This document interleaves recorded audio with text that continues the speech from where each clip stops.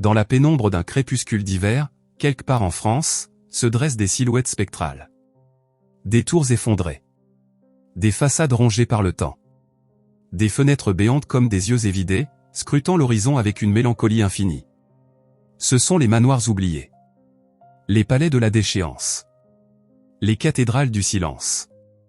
Ces demeures qui, autrefois, rayonnaient de splendeur et de richesse, abritaient les rêves de dynasties puissantes et les secrets de familles illustres.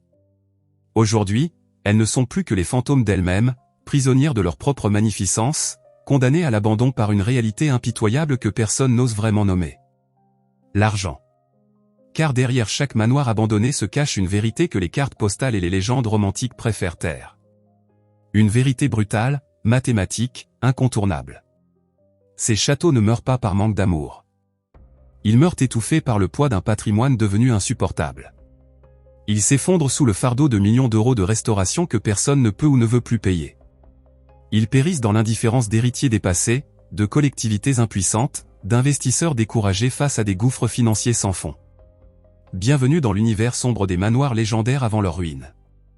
Bienvenue dans un voyage au cœur de la splendeur déchue, où la beauté côtoie la désolation, où les fantômes du passé murmurent des histoires de fortune englouties et de destins brisés. Préparez-vous à découvrir ce que cachent vraiment ces pierres séculaires. Préparez-vous à comprendre pourquoi, en France, des milliers de châteaux agonisent dans l'ombre, abandonnés non par oubli, mais par nécessité économique. Dans les profondeurs du Maine-et-Loire, le château de Brissac se dresse comme un géant endormi. Cet étage de pierre et de mystère. 204 pièces remplies d'échos et de souvenirs. On l'appelle le géant du Val-de-Loire. Mais ce titre majestueux cache une histoire bien plus sombre. Une histoire qui commence au XVe siècle, dans le sang et la trahison. Charlotte de Brézé. Fille illégitime du roi Charles VII et de sa maîtresse Agnès Sorel. Demi-sœur du roi Louis XI. Mariée en 1462 à Jacques de Brézé, un noble qui aimait la chasse plus que son épouse. Un mariage politique. Un mariage sans amour. Charlotte, habituée au raffinement de la cour, se retrouve prisonnière d'un château froid avec un mari distant. La solitude la ronge. L'ennui devient insupportable. Alors, elle trouve du réconfort ailleurs. Dans les bras d'un chasseur. Un homme du peuple. Un amant secret. Le 31 mai 1477, Jacques rentre d'une journée de chasse. Il dîne avec sa femme. Tout semble normal. Puis il monte dans sa chambre. Mais quelque chose le tracasse. Une intuition. Un doute. Il redescend. Silencieusement. Il pousse la porte de la chambre de Charlotte. Et là, dans la pénombre de la nuit, il les voit. Sa femme. Et son amant. Enlacés. La rage explose. Le sang coule. Deux corps s'effondrent. Charlotte et son amant sont massacrés. Assassinés dans cette chambre qui deviendra leur prison éternelle. Depuis cette nuit sanglante, les murs du château de Brissac portent le poids de ce drame. Et l'esprit de Charlotte n'a jamais quitté les lieux. On la voit encore. On l'appelle la Dame Verte. Vêtue d'une robe émeraude qu'elle aimait tant porter de son vivant. Son visage. Mon Dieu, son visage. Des orbites vides là où devraient se trouver ses yeux. Des trous béants à la place du nez. Le visage d'un cadavre. Le reflet exact de ce qui lui a été infligé lors de son meurtre. Elle hante la tour de la chapelle. Elle erre dans les couloirs aux premières heures de l'aube. Ses gémissements transpercent le silence. Une âme en peine qui cherche une paix qu'elle ne trouvera jamais. Les propriétaires actuels, les ducs de Brissac, se sont habitués à sa présence.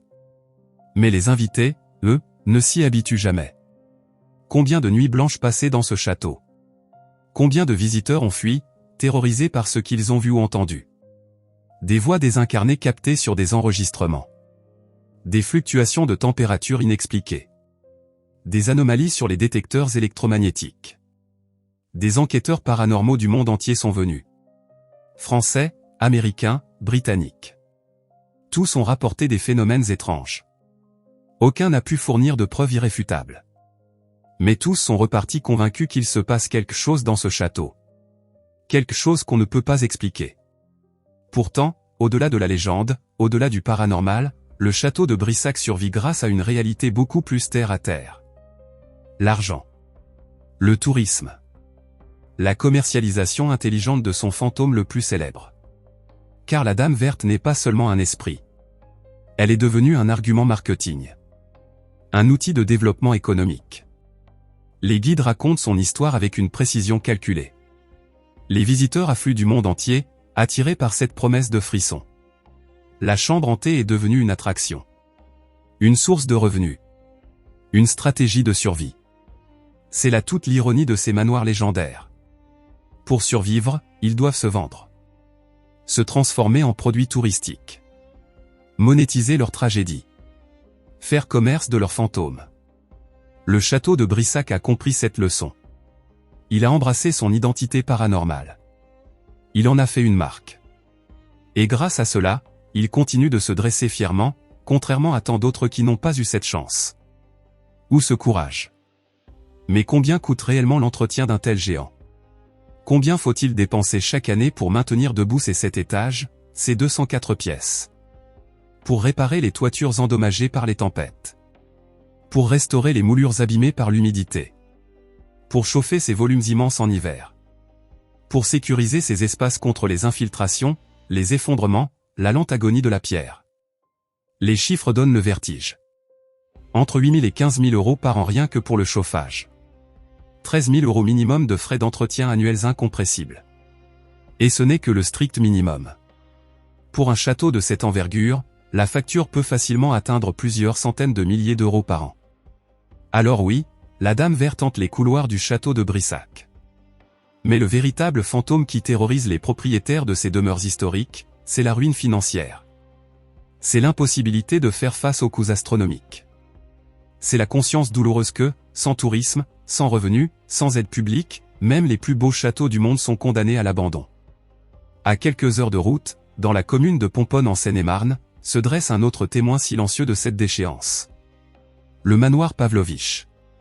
Construit en 1863, sous le règne de Napoléon III, ce manoir était autrefois une résidence de plaisance somptueuse. Un bijou architectural aux portes de Paris. Ses premiers habitants formaient un couple apparemment heureux. Un médecin et une couturière. 2 personnes qui avaient tout pour réussir. L'argent. Le statut social. Une magnifique demeure. Puis, un jour, la tragédie a frappé. Un accident de la route. La femme, grièvement blessée. Des séquelles irréversibles. Un visage défiguré. Un corps brisé. Une vie détruite. On raconte qu'elle n'a plus jamais quitté le manoir après cet accident. Qu'elle s'est enfermée entre ses murs, prisonnière de sa propre souffrance, incapable d'affronter le regard des autres. Le médecin, son mari, impuissant face à sa douleur, a assisté à sa lente descente vers la mort. Et lorsqu'elle s'est éteinte, quelque chose dans le manoir s'est éteint avec elle. Depuis, le manoir Pavlovitch est maudit. C'est du moins ce que raconte la légende. Chaque couple qui a tenté d'y vivre a été frappé par des phénomènes étranges. Des événements inexplicables qui ont brisé leur bonheur. Leur relation. Leur vie. Comme si l'esprit de la femme défigurée refusait que quiconque connaisse le bonheur dans cette demeure où elle a tant souffert. Les propriétaires se succèdent. Aucun ne reste. Le manoir change de main. Encore et encore. Jusqu'à ce que plus personne ne veuille l'acheter. En 1999, une violente tempête ravage la région. Le toit du manoir est gravement endommagé. Les propriétaires de l'époque, des Portugais qui avaient acheté le bien dans l'espoir de le restaurer, se retrouvent face à une réalité insoutenable. Les réparations coûteraient une fortune. Des centaines de milliers d'euros. Peut-être des millions. Ils n'ont pas les moyens. Ils abandonnent. Le manoir est laissé à lui-même. La nature commence à reprendre ses droits. Le lierre grimpe sur les façades. Les arbres poussent à travers les fenêtres brisées. Les plafonds s'effondrent. Les murs se fissurent. Aujourd'hui, le manoir Pavlovitch est une coquille vide. Un décor de film d'horreur. Les explorateurs urbains s'y aventurent, attirés par son atmosphère sinistre et ses vestiges du passé. Un piano poussiéreux trône encore au rez-de-chaussée. Une marquise de verre, miraculeusement intacte, orne l'entrée. Des moulures délicates ornent encore certains murs. Des fauteuils en velours, rongés par le temps, rappellent le luxe d'antan. Mais partout, le délabrement gagne. Les débris jonchent le sol. Les tags couvrent les murs. Le manoir pourrait s'effondrer à tout moment. Personne ne veut l'acheter. Personne ne veut investir les millions nécessaires pour le sauver. Le manoir Pavlovitch est condamné. Non par les fantômes. Non par la malédiction. Mais par la simple et cruelle logique économique. Restaurer ce manoir coûterait entre 2 000 et 4 000 euros par mètre carré habitable. Pour une superficie de plusieurs centaines de mètres carrés, le total atteint facilement 1 à 2 millions d'euros. Sans compter les imprévus. Les vices cachés. Les découvertes désagréables lors des travaux. Fondation fragilisée. Charpente vermoulue. Pollution des sols. Chaque diagnostic peut faire exploser le budget initial. Et même si quelqu'un trouvait l'argent pour restaurer ce manoir, que ferait-il ensuite? Le transformer en résidence privée. Mais qui veut vivre dans un manoir réputé maudit aux portes de Paris? Le convertir en hôtel, en musée, en espace événementiel? Peut-être. Mais la concurrence est féroce. Les autorisations administratives sont complexes. Les contraintes des bâtiments de France sont strictes. Le risque financier est colossal. Alors le manoir Pavlovitch reste là. Abandonné. Oublié. Mourant dans l'indifférence générale. Un symbole parfait de la tragédie silencieuse qui frappe des milliers de manoirs en France. Mais parfois, très rarement, un miracle se produit. Parfois, l'impossible devient possible. L'histoire du château de la Motte-Chandelier en est la preuve éclatante. Ce château, situé dans la commune des Trois-Moutiers en Nouvelle-Aquitaine, a une histoire qui remonte au XIIIe siècle. Construit par la famille Bosset, il a traversé les siècles, changeant de propriétaire, résistant aux guerres, survivant aux révolutions. Au XIXe siècle, le baron Edgar le Jeune le rachète et le transforme en une résidence néo-gothique somptueuse. Des fêtes somptueuses y sont organisées. La haute société s'y presse. Le château rayonne. Puis vient 1932. Le 13 mars. Un incendie dévastateur éclate. Les flammes ravagent le château. La structure principale est détruite. Seule la chapelle et quelques dépendances sont épargnées. Le baron, ruiné par la catastrophe, abandonne le château. Pendant près d'un siècle, la Motte-Chandelier reste à l'abandon. La végétation envahit les ruines. Les arbres poussent à l'intérieur des murs. Le lierre recouvre les façades. Le château devient un lieu mystique. Un sanctuaire où la nature et l'architecture se mêlent dans une harmonie étrange et fascinante. Les photographes du monde entier viennent capturer sa beauté déchue. Les images deviennent virales sur Internet. Des millions de personnes découvrent ce château romantique et mélancolique. Mais la beauté ne paie pas les factures. Le château continue de se dégrader.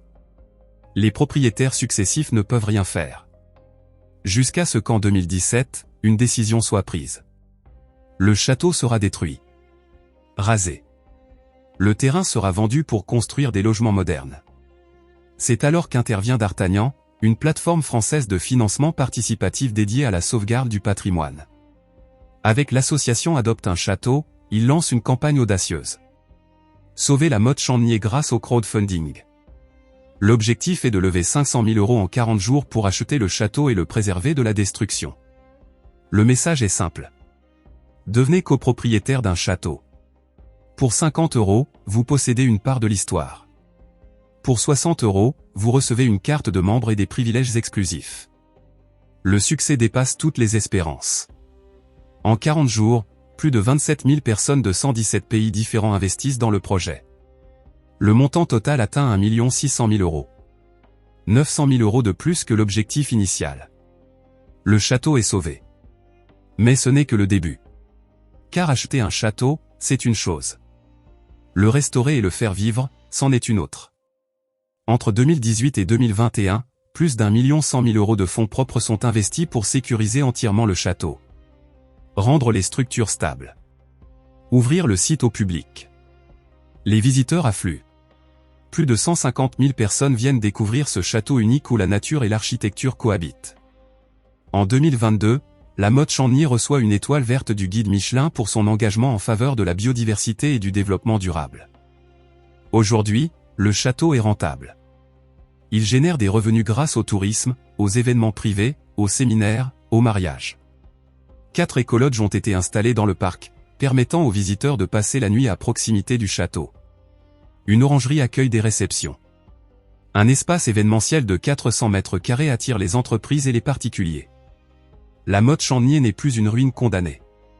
C'est un projet culturel, touristique et économique florissant. Mais cette réussite ne doit pas masquer la réalité.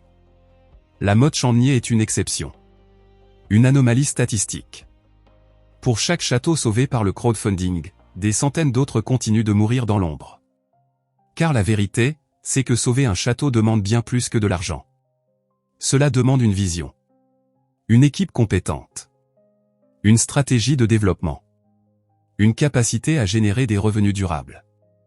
Et surtout, cela demande une mobilisation collective exceptionnelle que peu de projets parviennent à susciter. En France, on estime qu'il existe entre 60 et 90 châteaux et manoirs abandonnés rien que dans le département du Maine-et-Loire. Environ 42% de ces propriétés nécessitent des travaux de restauration importants pour être habitables ou exploitables commercialement. Seulement 12% ont fait l'objet d'une tentative de restauration au cours des 20 dernières années. Le coût moyen de restauration d'un château abandonné varie entre 750 000 et 2 500 000 euros. Pour les plus grands, les plus abîmés, ce chiffre peut atteindre 5 à 10 millions d'euros. Qui peut se permettre un tel investissement? Les particuliers fortunés. Mais ils sont rares. Et même eux hésitent face aux contraintes administratives, aux exigences des monuments historiques, au coût d'entretien annuel qui représente entre 1 et 1,5% de la valeur du bien rénové. Les collectivités locales. Mais leurs budgets sont limités. Et un château abandonné n'est pas une priorité face aux écoles, aux hôpitaux, aux infrastructures. Les investisseurs privés. Mais la rentabilité d'un château restauré est incertaine. Le marché est restreint. Les cycles de vente sont longs. Le risque financier est élevé. Alors les châteaux meurent. Lentement. Silencieusement. Dans l'indifférence. Leurs toitures s'effondrent sous le poids de la neige. Leurs murs se fissurent sous l'effet du gel. Leurs planchers pourrissent sous l'humidité. La nature reprend ses droits. Les arbres poussent à travers les fenêtres. Le lierre étrangle les façades. Les animaux sauvages s'installent dans les ruines. Et un jour, il ne reste plus rien. Juste un tas de pierres. Un souvenir effacé. Une histoire oubliée. Derrière chaque manoir abandonné se cache une histoire humaine. Une famille qui n'a pas pu faire face aux successions complexes. Un héritier qui a préféré renoncer plutôt que d'assumer un fardeau insupportable. Un propriétaire ruiné par les coûts de restauration. Un investisseur découragé par les obstacles administratifs. Ces histoires sont rarement racontées. Elles sont trop sombres. Trop embarrassantes. Elles révèlent les limites de notre système de préservation du patrimoine. Elles exposent l'hypocrisie d'une société qui célèbre son histoire tout en laissant mourir ses monuments. Car la vérité, c'est que nous aimons contempler les ruines romantiques. Nous aimons les photographier. Les partager sur les réseaux sociaux. Nous aimons l'idée du patrimoine.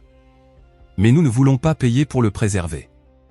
Nous ne voulons pas accepter que la restauration d'un château coûte aussi cher qu'acheter plusieurs appartements neufs. Nous ne voulons pas admettre que l'entretien annuel d'un manoir peut représenter le salaire d'un cadre supérieur. Nous voulons le beurre et l'argent du beurre. Le patrimoine sans le prix.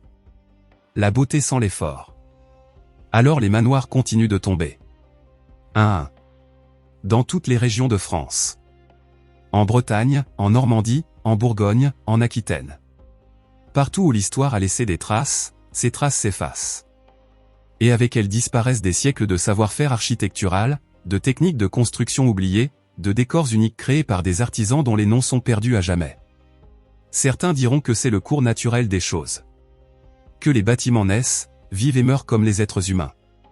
Que vouloir préserver tous les châteaux est une utopie. Et ils n'ont pas entièrement tort. On ne peut pas tout sauver. Il faut faire des choix.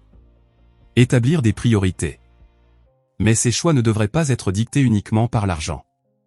Ils devraient être guidés par l'importance historique, culturelle, architecturale de chaque monument. Par sa capacité à raconter notre histoire collective. À transmettre aux générations futures la mémoire de ceux qui nous ont précédés. Le problème, c'est que ces critères ne suffisent pas. Un château peut être classé monument historique, reconnu comme exceptionnel par tous les experts, et pourtant mourir faute de financement. Car les aides publiques sont insuffisantes. Les procédures sont longues. Les contraintes sont écrasantes.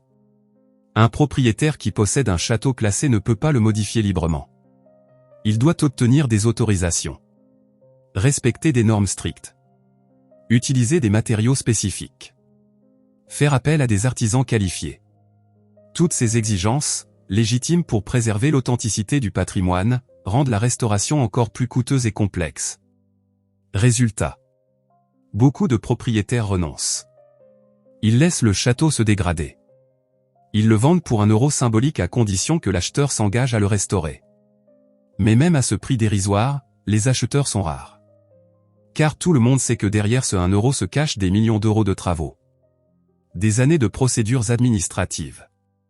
Des risques financiers considérables. Des chances de revente quasi nulles. Et pendant ce temps, les manoirs meurent. Les toitures s'effondrent. Les planchers cèdent. Les murs s'écroulent. Les magnifiques escaliers en pierre se brisent. Les cheminées sculptées se désagrègent. Les fresques peintes s'effacent. Les parquets marquetés pourrissent. Tout ce qui faisait la beauté, la singularité, l'âme de ces demeures disparaît. Irrémédiablement. Il existe pourtant des solutions. Des modèles qui fonctionnent. La mode Chandni l'a prouvé. Le crowdfunding peut mobiliser des milliers de personnes autour d'un projet patrimonial. Le tourisme peut générer des revenus suffisants pour entretenir un château. La conversion en hôtel de luxe, en espace événementiel, en musée privé peut assurer la viabilité économique d'un manoir restauré. Certains propriétaires ont transformé leur château en chambre d'hôte, en salle de réception, en lieu de tournage pour le cinéma et la publicité. D'autres ont créé des fondations, sollicité le mécénat d'entreprises, organisé des événements culturels. Mais toutes ces solutions demandent de l'imagination, de l'énergie, des compétences en gestion, en marketing, en développement touristique. Elles transforment les propriétaires de châteaux en entrepreneurs. En chefs d'entreprise. En gestionnaires. Ce qui n'est pas toujours compatible avec l'image romantique du châtelain vivant paisiblement dans sa demeure ancestrale. La réalité est bien plus prosaïque. Posséder un château aujourd'hui, c'est travailler sans relâche pour le faire vivre. C'est consacrer son temps, son argent, son énergie à sa préservation. C'est accepter de le partager avec le public, de le transformer en produit commercial, de renoncer à une partie de son intimité. Et même avec toute cette volonté, le succès n'est pas garanti. Le marché touristique est capricieux. La concurrence est rude. Les crises économiques, les pandémies, les changements de comportement des consommateurs peuvent réduire à néant les revenus d'un château transformé en attraction touristique. Sans compter les aléas climatiques. Une tempête peut détruire en quelques heures ce qui a demandé des années de restauration. Un incendie peut anéantir des siècles d'histoire en une nuit. Une inondation peut rendre inhabitable un château fraîchement rénové. Les manoirs oubliés nous rappellent une vérité inconfortable. Le patrimoine n'est pas éternel. Les pierres ne sont pas immortelles. Sans entretien constant, sans investissement financier, sans volonté collective de préserver notre histoire, nos plus beaux monuments disparaîtront. Et avec eux disparaîtra une partie de notre identité. Car ces châteaux ne sont pas que de vieux bâtiments. Ils sont les témoins de notre passé. Les gardiens de nos légendes. Les symboles de notre culture. Quand un manoir s'effondre, ce n'est pas seulement de la pierre qui tombe. C'est une mémoire qui s'efface. C'est une histoire qui meurt. C'est un lien avec nos ancêtres qui se brise. Et nous devenons un peu plus pauvres. Un peu plus amnésiques. Un peu plus déconnectés de nos racines. Alors que faire? Accepter que certains châteaux doivent mourir pour que d'autres survivent. Concentrer nos efforts sur les monuments les plus importants, les plus emblématiques. Innover dans les modes de financement. Encourager le crowdfunding, le mécénat, les partenariats publics-privés. Simplifier les procédures administratives pour rendre la restauration moins décourageante. Former une nouvelle génération de propriétaires de châteaux, capables de conjuguer amour du patrimoine et sens des affaires. Sensibiliser le public à l'importance de préserver notre héritage architectural. Mais surtout, il faut cesser de mentir. Cesser de prétendre que sauver les châteaux est facile. Que quelques subventions suffisent. Que la bonne volonté peut remplacer l'argent. Il faut dire la vérité. Crûment. brutalement. Sauver un manoir coûte une fortune. L'entretenir en coûte une autre. Le faire vivre demande un travail colossal. Et malgré tous ces efforts, beaucoup échoueront. Beaucoup disparaîtront. C'est la réalité. Dure. Impitoyable. Mais réelle. Les manoirs légendaires avant leur ruine nous racontent cette histoire. Ils nous montrent ce qui se passe quand la splendeur rencontre la déchéance. Quand les rêves de grandeur se heurtent aux contraintes financières. Quand le patrimoine devient un fardeau insupportable. Le château de Brissac a survécu en commercialisant sa dame verte. Le manoir Pavlovitch agonise dans l'indifférence. La mode Chandnier a ressuscité grâce à une mobilisation mondiale exceptionnelle. 3 destins différents. 3 réponses différentes à la même question. Comment préserver un château dans le monde d'aujourd'hui? Et pendant que nous débattons, pendant que nous cherchons des solutions, pendant que nous espérons des miracles, les manoirs continuent de mourir. Quelque part en France, en ce moment même, un toit s'effondre. Un mur se fissure. Un plancher cède. Un château de plus bascule dans l'irréversible. Un château de plus rejoint le cimetière des rêves oubliés. Car c'est cela, au fond, que sont ces manoirs abandonnés. Des cimetières de rêves. Les rêves des familles qui les ont construits. Les rêves des générations qui y ont vécu. Les rêves de ceux qui ont voulu les sauver mais n'en ont pas eu les moyens. Chaque ruine porte en elle des milliers d'histoires. Des milliers de vies. Des milliers d'espoirs brisés. Et nous, spectateurs de cette lente agonie, que faisons-nous? Nous prenons des photos. Nous partageons des images sur Instagram. Nous nous extasions devant la beauté mélancolique de ces ruines romantiques. Nous aimons cette esthétique de la déchéance. Cette poésie de l'abandon. Mais aimons-nous suffisamment pour agir? Pour investir? Pour nous battre? Pour empêcher que d'autres châteaux ne connaissent le même sort? La réponse, malheureusement, est souvent non. Nous aimons l'idée du patrimoine.